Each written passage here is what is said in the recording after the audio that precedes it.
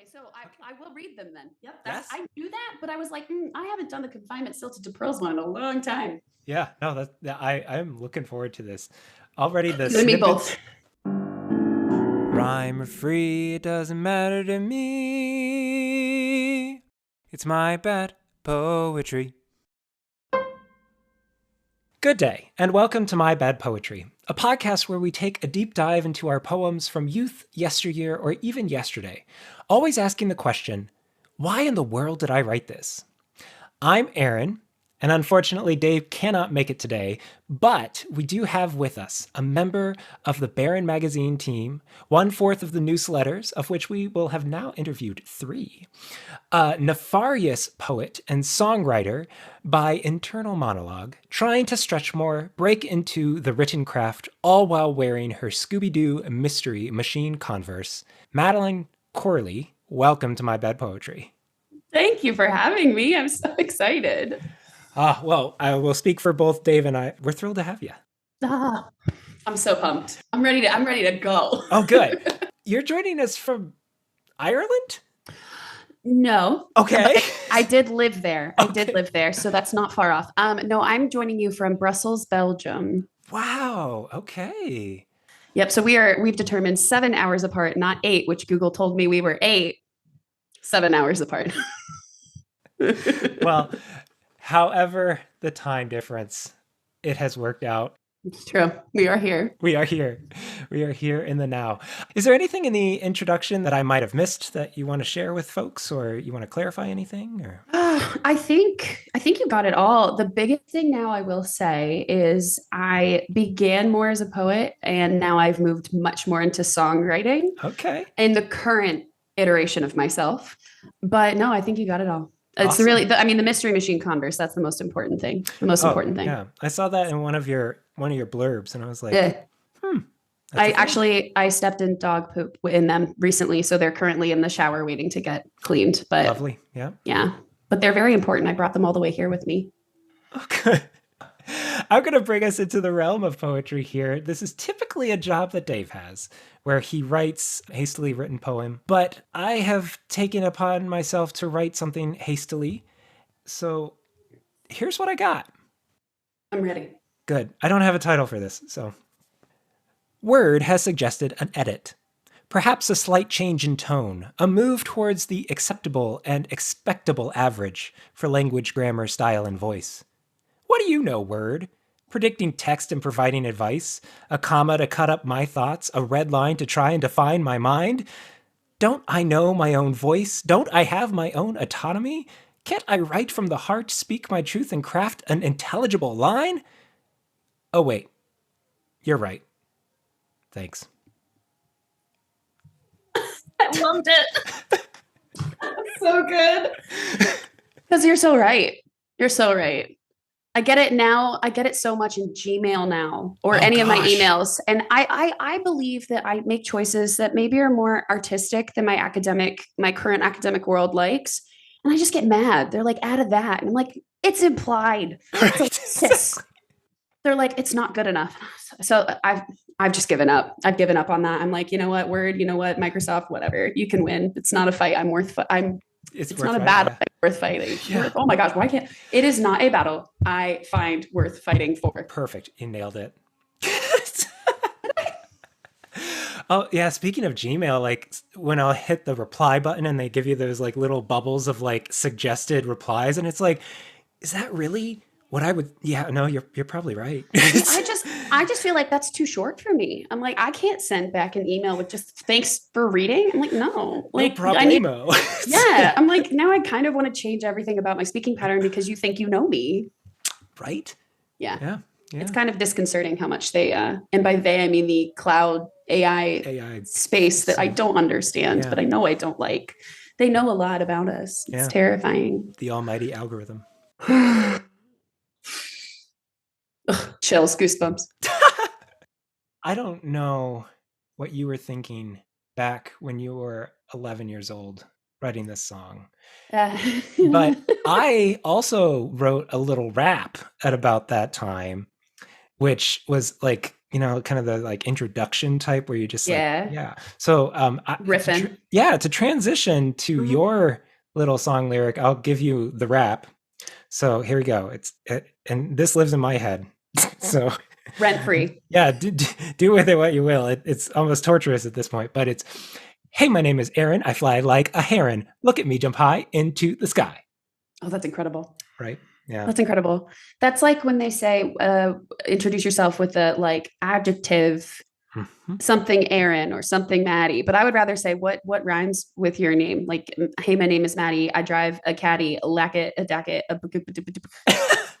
couldn't get past the Cadillac image, but you know what? You got there. Would I have known at 11 a Cadillac? I probably wouldn't have been able to do that.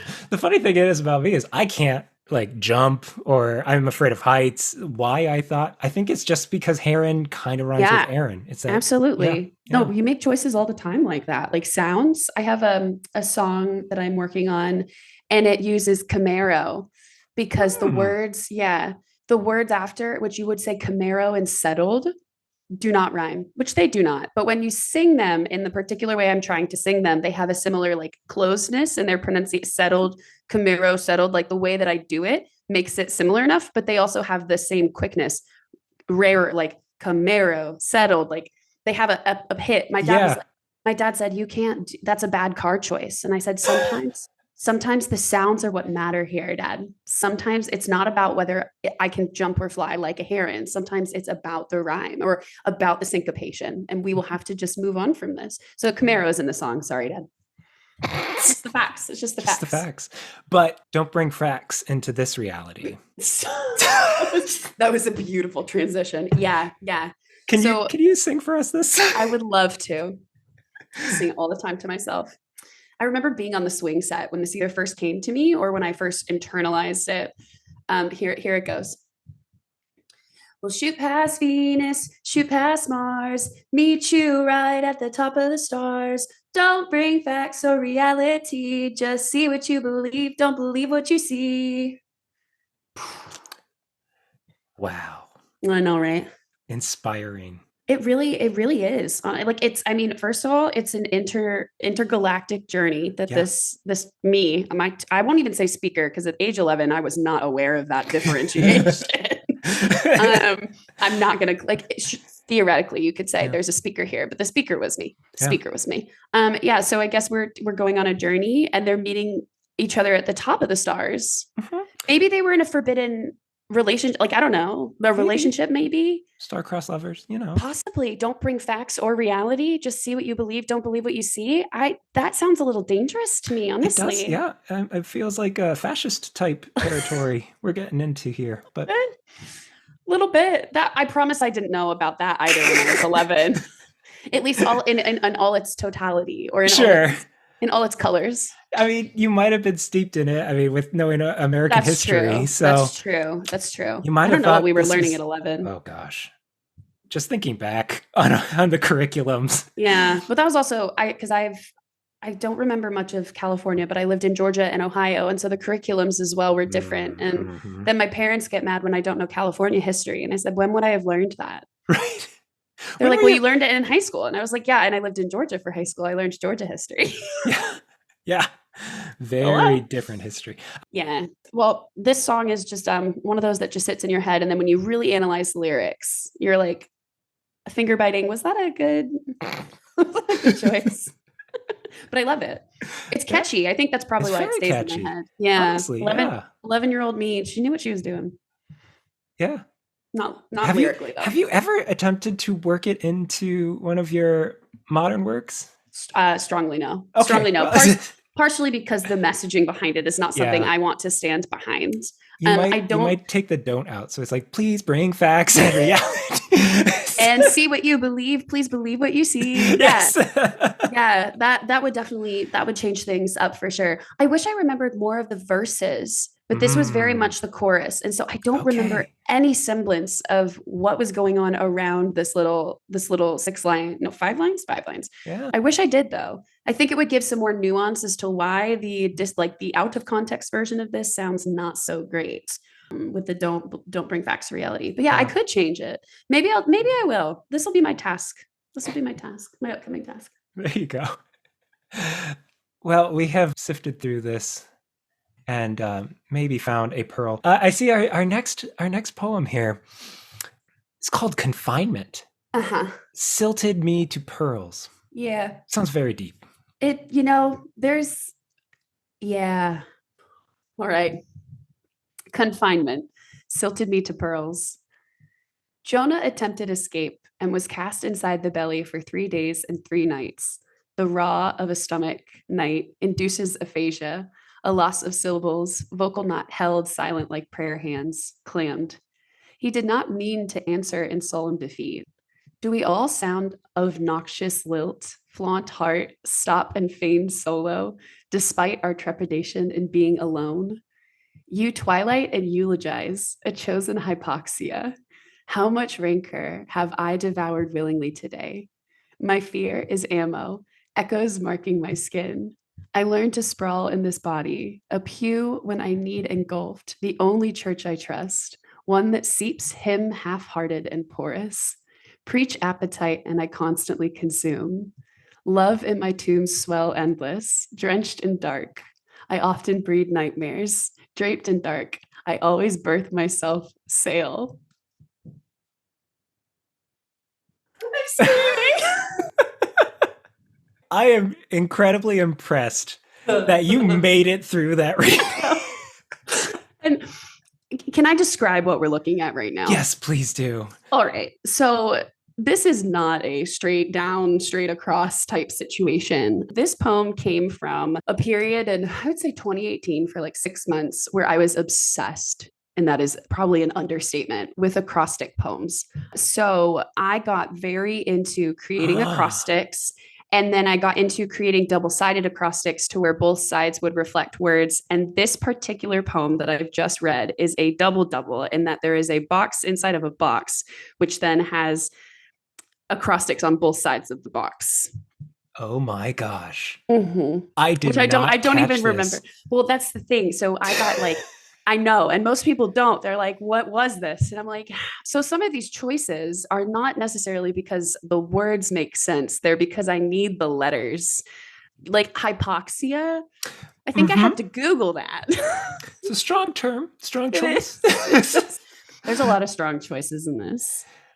You know, okay, so I'm seeing on the left side here, now that you pointed it out, clear as day, Jonah and the whale. Yes. Okay.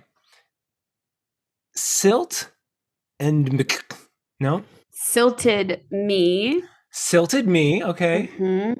So then on the inside box, it's 2 pearls, which is why it's like in the parentheses, silted me 2 pearls. So TOPEARLS on the right side of the box. On the right. Oh, so you're using the last letter of those words. Oh. Yeah. So it's a visual acrostic. Got it. So I started calling them bookend acrostics. And for a while I was writing characters from TV shows. I would put their names on each side and try to build poems to where their relationship would fit in between.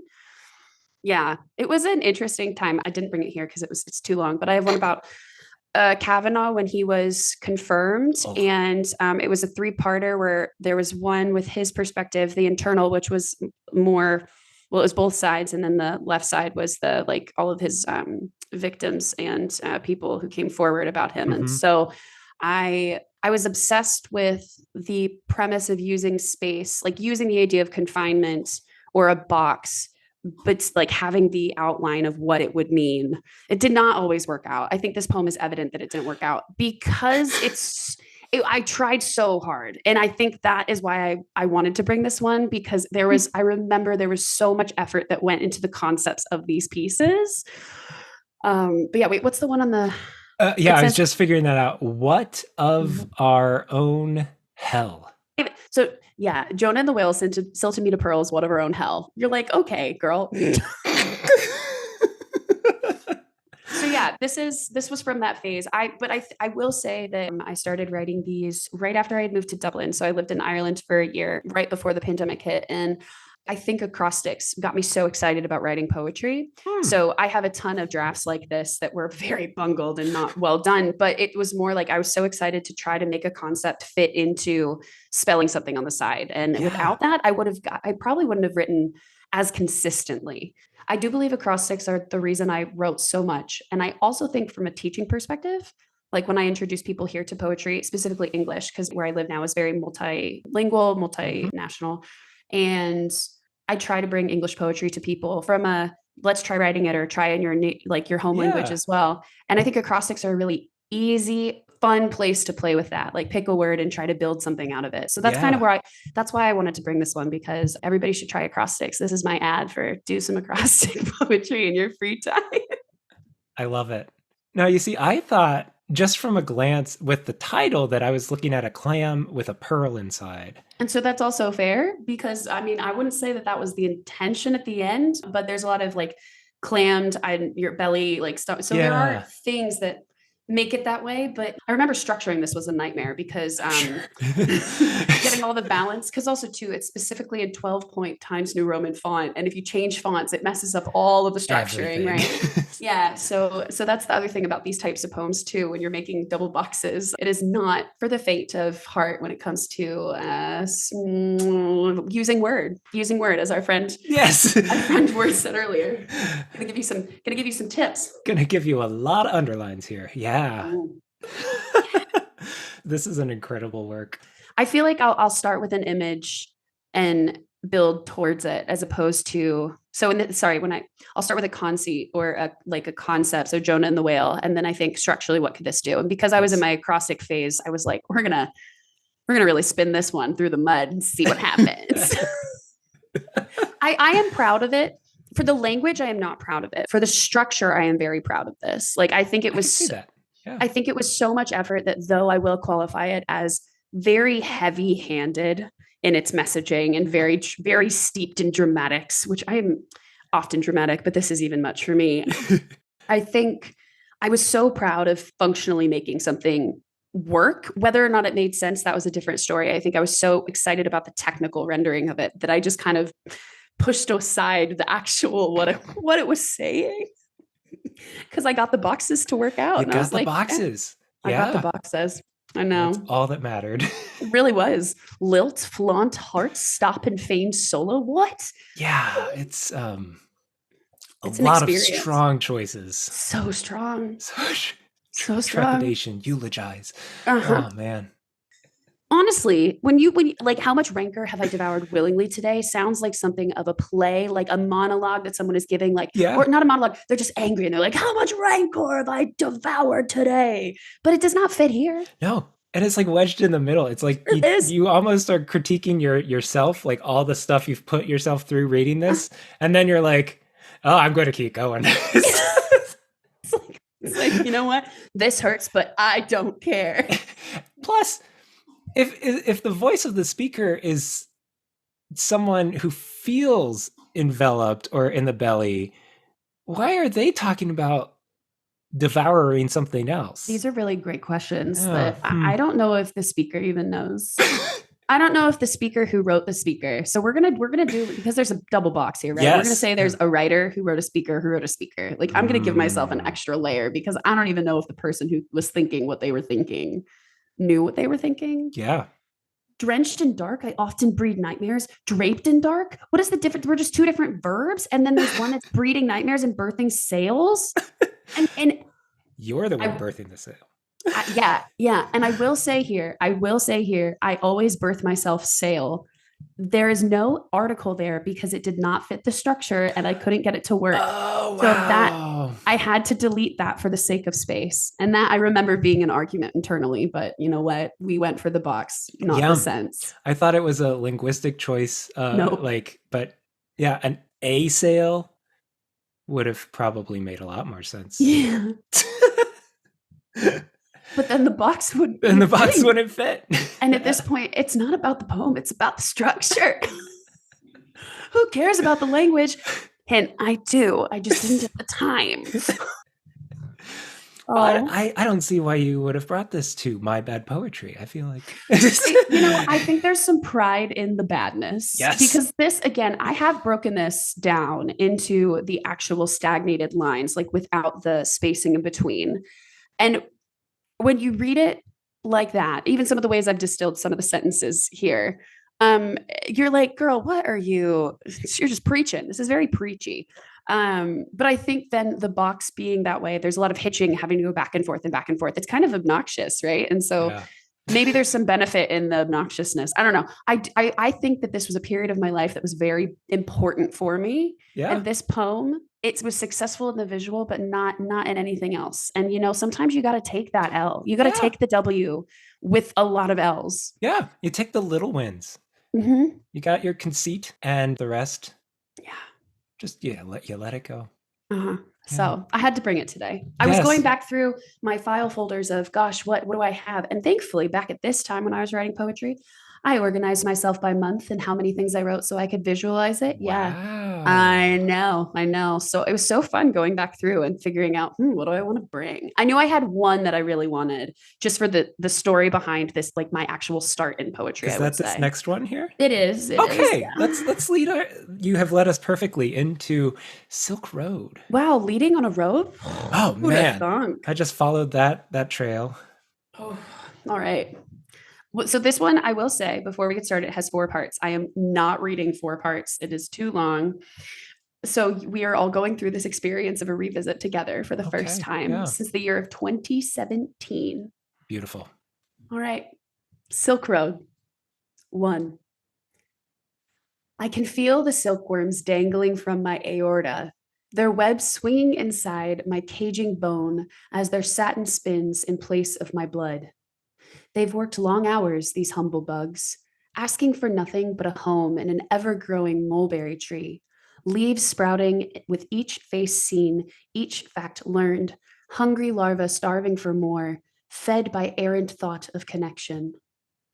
Mulberry wine drips down the spine of my natural book, my fibers not yet taken and stretched to an endless depth of the letter where I eventually spill my satin into its empty belly, spill it to leave empty cocoons.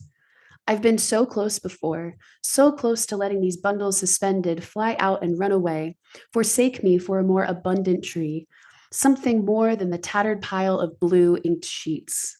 Without them, I am a hollow shell of amber burnt leaves and flaked bark, a trunk of echoes, a lung of monotonous breath. Breathtaking.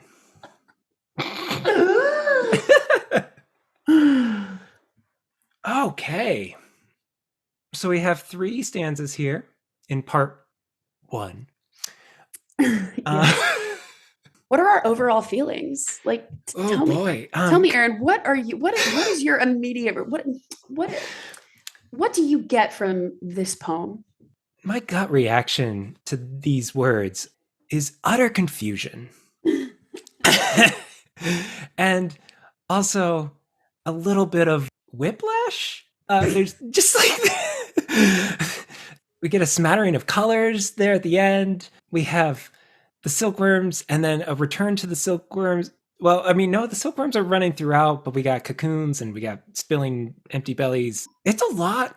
And I hope that you can give light to these dark places. I'm spinning my hair right now. Like, yeah, of course. I wrote it. So I will say the next 3 stanzas go more into the you. So this first stanza deals with the speaker dealing with their situation, like where they're starting. This is a love poem.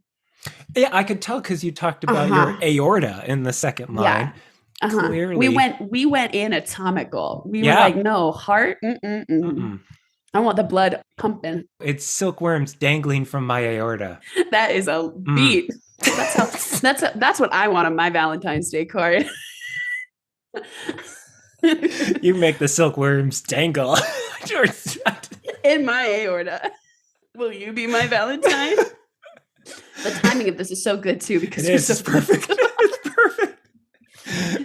For all you folks writing your own Valentines, here's some beautiful poetry to include. You don't even need to quote me. You can have it yourself.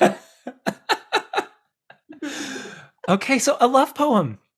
Okay. It was. Yeah. So I joke that my entrance into the poetic craft came from, I did take a poetry class when I was in college, which was awesome. Raina Shirali was my professor. She has a couple books out. Love her. She was a great professor, loved the students. And so I probably then, I don't know, thought about it, I guess. Like it was there. We had to make our own chapbook. It was really neat. Oh, cool. But then my senior year, I became a simp for a fellow student who had written a book. And if anybody from college is listening to this, well, that is, I think it's obvious. I won't name names because that's dramatic. But it was very much like I started writing more because in my mind, and I was lying to myself, in my mind, it was an opportunity to get feedback, like, oh, I can write this and get feedback from someone who like wrote things too. And everything I wrote was like a heavily coded love poem. And I just didn't believe it. I was like, no, it's not. This is a poem about the Silk Road. But I Googled everything about Silk Roads to then make this long story about somebody like you're walking on this road for such a long time, which is trading. And you're just like silkworms I guess they live in mulberry trees. I think I would assume so, or else that was a very odd choice to make. Very specific. Yeah.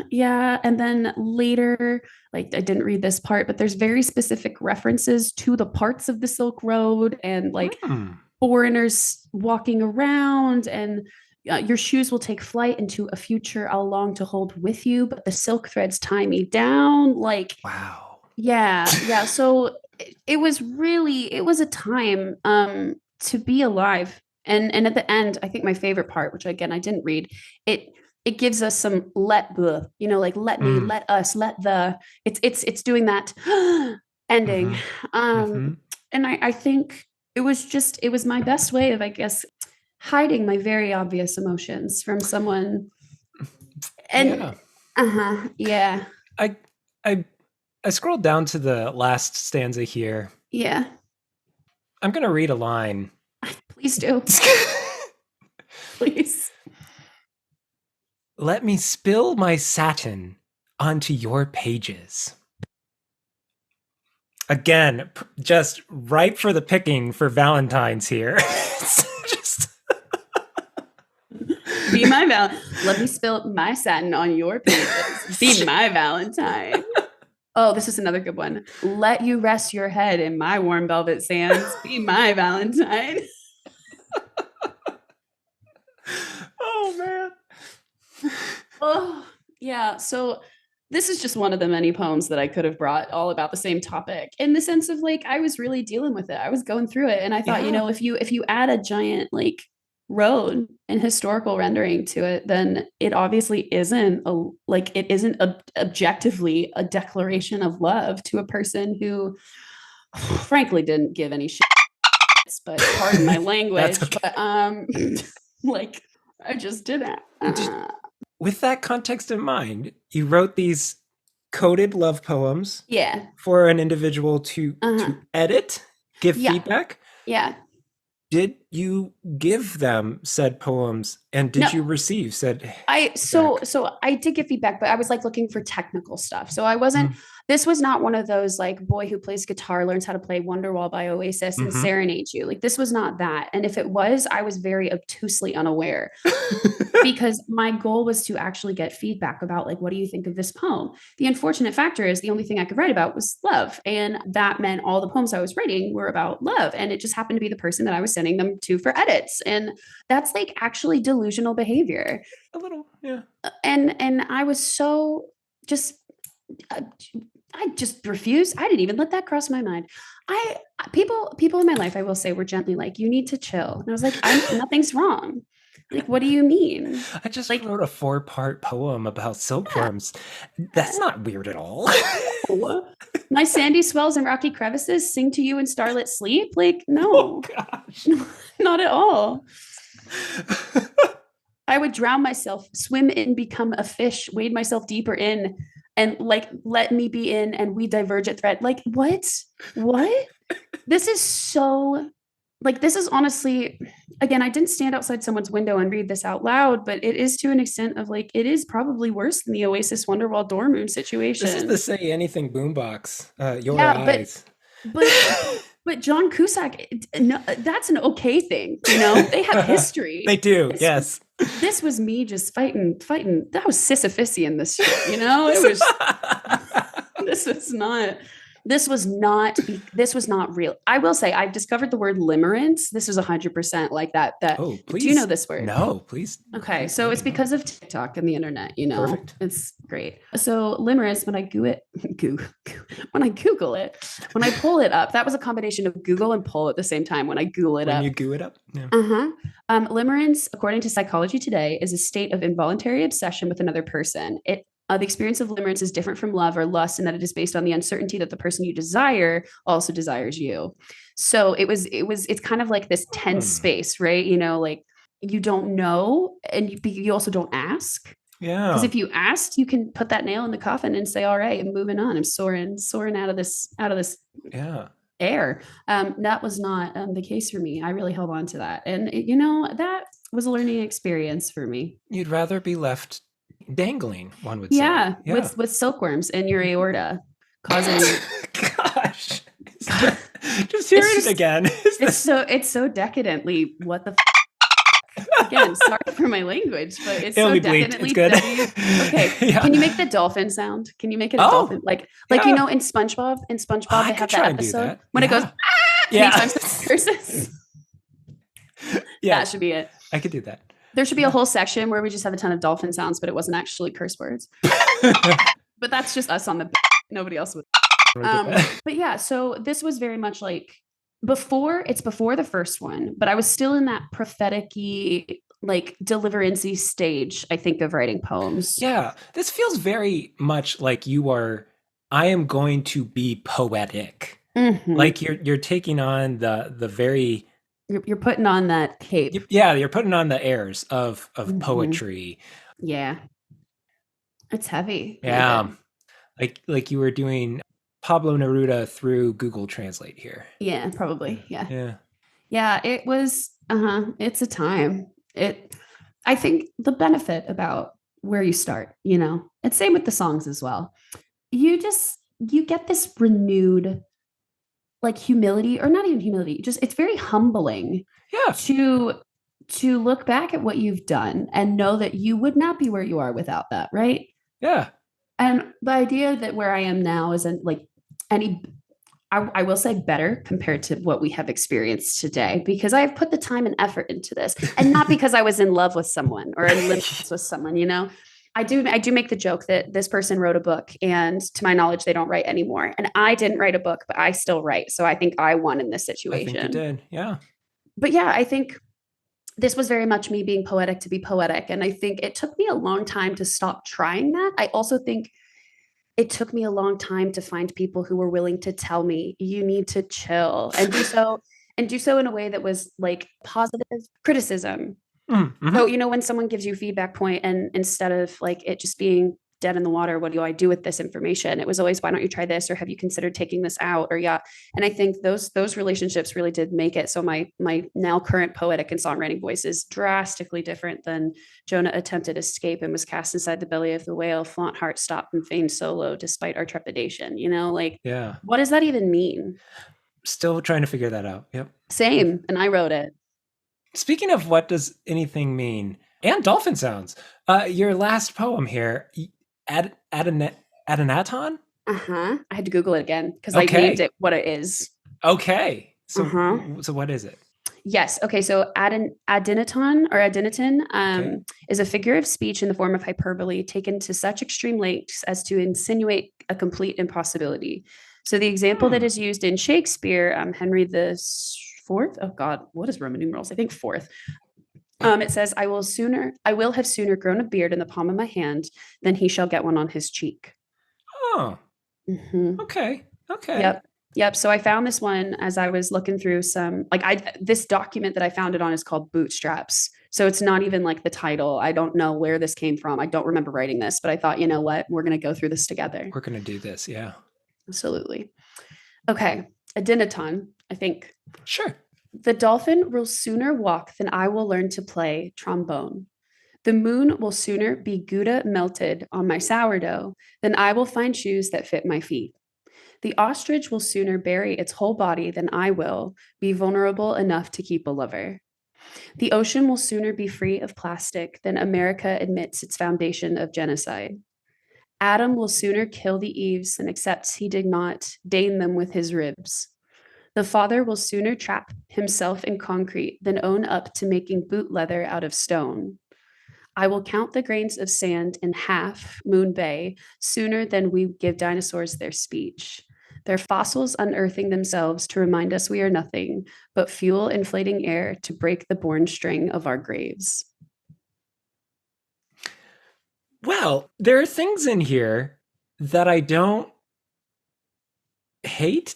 That's yeah, same. Yeah. I don't want to like hate's a strong word, and it's not but to it's imply. Totally fair though. Yeah, like I think some of these middle parts where like the ocean will sooner be free of plastic than America admits its foundation of genocide. That's like, boom! I know. That's a great line. Yeah, and it's found right in the middle there. It's like you were on a roll. Maybe that roll should have stopped. But fair. Yeah, the wheels don't need to keep turning. They can stop. I'm curious, what would a dinosaur say? That's a good question. Then we give dinosaurs their speech, their fossils unearthing themselves to remind us we are nothing. I think that is a long way of me equating dead dinosaurs to the oil that is destroying our planet. Okay. That is a long way to it because like fuel inflating air. Right. Okay. But again, it's not coming out and saying what it is. Right. It's kind of doing that overly poetic thing again. Yeah. So which is what you're attempting to do with the name of this poem, absolutely. Adynaton. So yeah, we can totally excuse the vagueness of it all. I do actually kind of like that, giving dinosaurs their speech, the way you described it, as if we were to recognize kind of the desecration of these creatures' bodies as just us burning fuel. Yeah. Yeah. This has some legs to it, even though there's a dolphin to start. I think also I like this one because it might have been okay, rewind. Yeah. With the first poem, the line breaks are not considered, right? It is very structurally visual with the boxes. Right. The second poem was me being heavy-handed and an emotional. Line breaks are not considered that at all. Absolutely not. There is nothing. I'm just cutting stuff at places that I want to cut things. No, I think your four parts are intentional. Everything. Yes. But the actual breaking of the lines inside, very, very little, except for the let me for the anaphora portion. This one, I think I started realizing the power in the line break. And I think this came in later 2018. Okay. If my folders are correct. And I think one of the ones that I like, just for the sake of the turn, is the ostrich will sooner bury its whole body than I will be vulnerable enough to keep a lover. So I think like those types of plays, this is where I started getting more like, I would say punny. This isn't fun though, but it's the idea that like, then I will be vulnerable. So that's the strong, like the actual, that's the action verb will versus the modal verb, right? So that I will be the helping. So I think this one, when I saw it, I was like, oh, okay. So there's some semblance of kind of what I try to do now, especially in songwriting. I try to do all of these things all the time because I want people to be like, wait, did she just say? And I was like, yeah, I did just say that. I love a cleverly placed line break. And that's a good example. And this does feel more playful. Yeah. I mean, it's getting at some pretty big ideas. Right. But there are kind of jokes. Like it's to start off with, dolphins will sooner walk than I will play trombone. You start kind of lighthearted, and then you work your way into like just the utter garbage of a world that we live in. But you're acknowledging it in this playful way. Yeah. I think so. The document was called Bootstraps. And I imagine, based on the way I title things, I'll often title the file before I have a full idea of what I'm doing. Not because the file title is not the title. It's never actually the title. It's just like, same with my notes app. When I write something, if I write a song, it's just kind of a thought or a title on a voice memo. It's literally what I will be able to remember it as. It's not actually the title itself. So I imagine with Bootstraps being the title, I was probably pissed off at somebody saying, lift yourself up by your bootstraps. Yeah. And so the father will sooner trap himself in concrete than own up to making boot leather out of stone. I mean, I still think it's a little bit of a tough image, like to fully wrap your head around, but the concept of he would rather bury himself in wet cement than admit everything was already built in rock, like the idea that the pull yourself up by your bootstraps is such an individualist mentality, and it's very American, and I do not like it. And it really bothers me when people say that, because you take out all nuance, all context, and all really important things to the function of that whole concept. So that was probably something as well that got me in there. And then, the ocean will sooner be freer of plastic than America admits its foundation of genocide. That's just, I think, it's a sad, true statement. Yes, 100%. And I think when you hit on that bootstraps image, the term itself, I mean, I don't know how much of this is legend, but it comes from this idea that the person who originally wrote that term was actually making fun of American individualism, basically. But I'm looking at it now. It says, was it like because it's like the Bechdel test? It was initially. Do you know the Bechdel test? Yes, yeah, and how it was just initially in a comic, and now it's how we judge films. Take it so seriously, and it was just a throw. I don't want to say throwaway. It was obviously intentional, but it was not something that she wanted to be known for in that regard.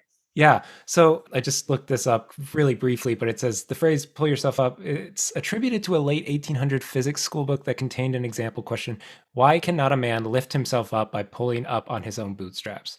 So it was meant to be sarcastic or to suggest that it was an impossible accomplishment. Yeah, because that makes it even worse. Yes. And that's what I love about this poem, is that, what did you say an Adynaton was? It's a phrase it's a hyperbole. So it's a hyperbole taken to such extreme lengths to insinuate it's completely impossible. Like, so there's no way it could ever happen. Pull yourself up by your own bootstraps is that, maybe that's where you got the idea in the first place to do it in this style. Because I definitely did not know this word. And obviously having to look it up again. At first I thought it was a god of some sort. It kind of sounds like one. Yeah. Yeah, it really does. I also love how you've worked moon into doing. Absolutely. We often joke on this show that if you are attempting to be a poet, almost always moon. Hold on. I'm taking off my sweatshirt just to show you exactly what you are ready for that? Or you're not ready for that? You have a moon on a platter. I do. It's a moon. It's on a cake plate. And it's a platter, but it's a cake plate. Yeah. I wrote a poem about the moon being cake. It was after during the no, not after. It was during the online. Is it cake? Cut into it with a knife. Yes. So, yeah, like bonanza. Yes. And I wrote a poem about the cake or the moon being made out of cake, and how everybody who eats it experience or like feels the thing they want most, or knows the thing they want the most. They get the thing they want the most. And the person who runs this bake shop with the moon in it lies to everybody, saying, yeah, no, I taste this and I know this. And like the last conversation with my brother, of course. And really at the end, it's just the sad acknowledgement that they'll never be full. It's actually quite a sad poem. But when I got the tattoo, I thought, who else is going to get a moon on a cake plate? Like, this is such a unique thing. And now I get to say I'm truly, like, I am a poet. Yes. You cannot say that I'm not. No, you have the moon tattooed on your body. That is like prime poet. Mm-hmm. Yeah. I love her. She's the best. But yeah, the moon, this is a play too, because Half Moon Bay is a place that I used to go when I was growing up all the time. I kind of guess because it's capitalized. So Half Moon Bay, but then also the play here I remember was I will count the grains of sand in half. So it's the idea of like numbers as well, and then count it in half, cut. I guess it should have been cut or whatever. And then Half Moon Bay, yeah. But there's just so many words that you can do stuff like that with. Yeah. So this was definitely a move into the more playful is probably a word for it, and in the language sense, not the structure sense, which I think was an important progression to go through, Yeah, you have brought us on a journey. I really have. From an 11-year-old rhyming about fascist ideas, a cosmic journey into the fascist light. And then you've the confinements that you put yourself through, the love, what did you call it? Limerence. Limerence. Mm-hmm. And now, finally, some intentional kind of wordplay. And yeah. It has been a time. It has been a journey, and I am so grateful that we have gone down this road. Me too. This is so joyful. Well, I do think we need to wrap up, though. So before we let you go here at My Bad Poetry, we end each week with the words of a true poet. And so would you be willing to read for us another one of your poems that you are, in fact, very proud of? Yes. Yes. Let me find one. I did not pull that up. Yes. Yes. Okay. I have one at Pigeonholes I will read because I think you will like it. Awesome. Yeah. Okay.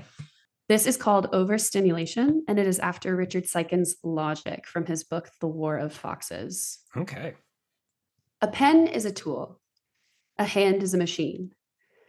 There can be many faces despite a root cause. For example, take zero. It lives between each letter as a hint of want. A want is a tool, its breath is a machine.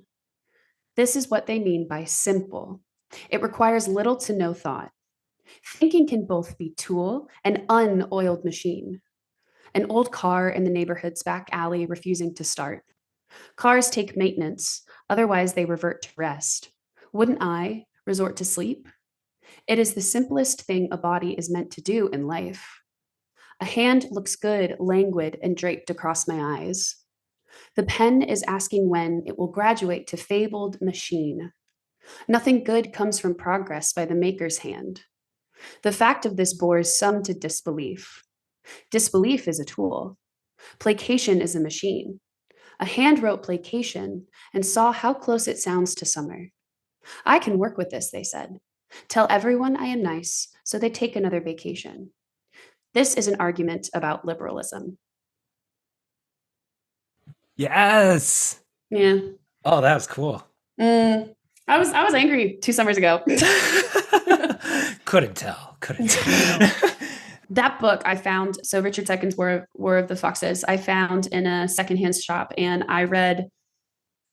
I would say that it happens more with music now, but when I read a poetry book and I want to write a poem after every single poem that I've read because I'm so charged with the language and the concepts in this. So after I read Logic, I couldn't get over the structure and the way he phrased things, and I was very angry about the neoliberalism that is so prevalent in the United States. And so I wrote this, I think, in like I wrote the first draft probably in 20 minutes, and I sent it to a couple of friends, and they were like, this needed to be out yesterday. And I was like, that means a lot to me. But his book was very much like a resurgence. And every time I read a poem, I wanted to write something after it. And so I very much credit that book to this period. But yeah, I am angry about neoliberalism. Yeah. I don't know why it's past tense.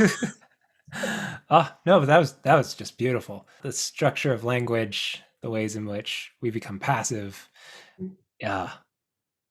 Good stuff. Well, thanks. This has just been a blast, and I really wish Dave could have been here because he would have just followed us down all these rabbit holes as well. Oh, next time. Next time. This has been My Bad Poetry. Now go write some of your own bad poetry. Now, what's your TikTok handle? Yeah, so they're all the same. They're all the same spelling. I'll type it in the document. It's my artist's name as well. Okay. Oh my God, I didn't even give you a pronunciation guide. I saw this and I did not. It's okay. I took a stab at the dark. You gave me a thumbs up. You were totally fine. Rhyme free doesn't matter.